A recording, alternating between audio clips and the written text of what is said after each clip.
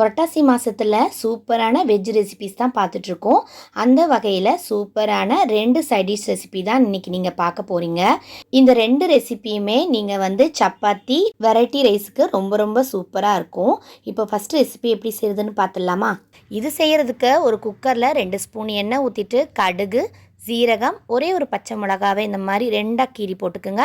கொஞ்சம் கருவேப்பிலை போட்டுட்டு இஞ்சி பூண்டு பேஸ்ட்டு 1 ஸ்பூன் போட்டு நல்லா மிக்ஸ் பண்ணிக்கலாம். இப்போ இதில் ஒரே ஒரு வெங்காயம், ஒரே ஒரு தக்காளி அதை அரைச்சி சேர்த்தாச்சு. இப்போ இதில் கொஞ்சமாக மஞ்சத்தூள், கொஞ்சமாக கரம் மசாலாத்தூள், 2 ஸ்பூன் அளவுக்கு மிளகாய்த்தூள் எல்லாத்தையும் போட்டு நல்லா வதக்கிக்கணும். இதோட பச்சை ஸ்மெல் போனதுக்கப்புறமா நைட்டே ஊற வச்ச அந்த வெள்ளை பட்டாணியை தான் இதில் சேர்த்துக்க போகிறேன். இப்போ இதில் ஒரே ஒரு காலிஃப்ளவரை, ஒரு நார்மல் சைஸ் காலிஃப்ளவரை சூடான தண்ணியில் போட்டு வச்சுருந்தேன். அதையும் இது கூட சேர்த்து நல்லா மிக்ஸ் பண்ணிக்கணும். இப்போ இதை மசாலாவோட நல்லா மிக்ஸ் பண்ணியாச்சு. இப்போ இது கூட கல்லுப்பு தேவையான அளவு சேர்த்துக்கலாம். இப்போ இது எல்லாமே நல்லா மூழ்கிற அளவுக்கு தண்ணி ஊற்றினாலே போதும். இப்போ இதை நல்ல ஒரு முறை நல்லா கலந்து விட்டுடலாம். இப்போ இதை க்ளோஸ் பண்ணிவிட்டு 4 விசில் வரது வரைக்கும் நம்ம அப்படியே விட்டுடலாம். விசில் வரும்போதே நல்ல மணம் வர ஆரம்பிச்சிரும். நாம் போட்டிருந்த அந்த காலிஃப்ளவர் எல்லாமே நல்லா மசிஞ்சு வெந்திருக்கும்.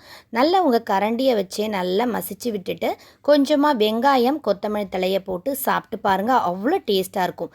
இதை ப்ரெட்டில், பன்னில், சப்பாத்தியில் எல்லாத்துலேயுமே வச்சு சாப்பிட்லாம். நான் இன்றைக்கி லெமன் ரைஸ் தான் செஞ்சுருந்தேன், அதுக்கு தான் வச்சு சாப்பிட்டோம். ரொம்ப ரொம்ப சூப்பராக இருந்துச்சு. ரொம்பவே சிம்பிளாக, அதே நேரத்தில் ரொம்ப ஹெல்த்தியான ரெசிபி இது. 1 பார்ட் ரெசிபின்னே இதை சொல்லலாம். சூப்பராக இதை செஞ்சு நீங்கள் லஞ்ச் பாக்ஸில் கூட இதை பேக் பண்ணி அனுப்பலாம். மிச்சம் வைக்காமல் குழந்தைங்க சாப்பிட்டு வருவாங்க. இப்போ அடுத்த ரெசிபி என்னன்னு பார்த்துடலாமா? நெய் சாதத்துக்கு ஏற்ற மாதிரி ஹெல்த்தியாக ஒரு கறி தான் நம்ம செய்ய போகிறோம். ரொம்ப ரொம்ப சூப்பராக இருக்கும். எப்படி செய்யுதுன்னு பார்த்துடலாமா?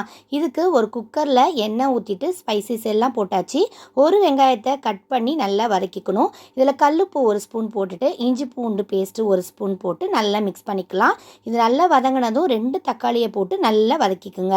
இப்போ இதில் நம்ம கட் பண்ணி க்ளீன் பண்ணி வச்சுருந்த மஷ்ரூமை போட்டாச்சு. நல்லா ஒரு வதக்கிட்டு இப்போ நம்ம ஊற வச்சுருந்த கருப்பு கொண்ட கடலை, ராஜ்மா, வெள்ளை காராமணி இது எல்லாத்தையும் போட்டாச்சு. இப்போ இதில் 2 ஸ்பூன் தனியாத்தூள், 1 ஸ்பூன் மஞ்சத்தூள், 2 ஸ்பூன் மிளகாய்த்தூள், 1/2 ஸ்பூன் கரம் மசாலாத்தூள் போட்டு நல்லா மிக்ஸ் பண்ணிக்கலாம். இப்போ இதில் ஒரு புடி புதினாவை போட்டு நல்லா கலந்துக்குங்க. தண்ணி ஒரு 1/2 கிளாஸ் மட்டும் ஊற்றினாலே போதும். இது எல்லாமே மூழ்கிற அளவுக்கு தண்ணி ஊற்றினாலே போதும். நமக்கு ரொம்ப தண்ணியாக குழம்பு மாதிரி இது தேவைப்படாது. அதனால் இந்த அளவுக்கு தண்ணி ஊற்றிட்டு க்ளோஸ் பண்ணிவிட்டு 3 விசில் வரது வரைக்கும் அப்படியே விட்டிங்கன்னா நெய் சாதத்துக்கு அருமையான டேஸ்ட்டில் கமகமன் வாசத்தோட சூப்பராக ரெடியாக இருக்கும் இந்த கிரேவி. எப்போவுமே நெய் சாதத்துக்கு வெஜ்ஜில் பண்ணுறதா இருந்தால் நான் இந்த மாதிரி தான் செய்வேன். ரொம்ப ரொம்ப சூப்பராக இருக்கும். இன்றைக்கி புரட்டாசி மாதம் ஸ்பெஷலில் நான் செஞ்ச 2 ரெசிபியுமே உங்களுக்கு ரொம்ப பிடிச்சிருக்குன்னு நினைக்கிறேன். பிடிச்சிருந்தால் லைக் பண்ணுங்கள், உங்கள் ஃப்ரெண்ட்ஸ் அண்ட் ஃபேமிலிக்கு ஷேர் பண்ணுங்கள். தேங்க்யூ.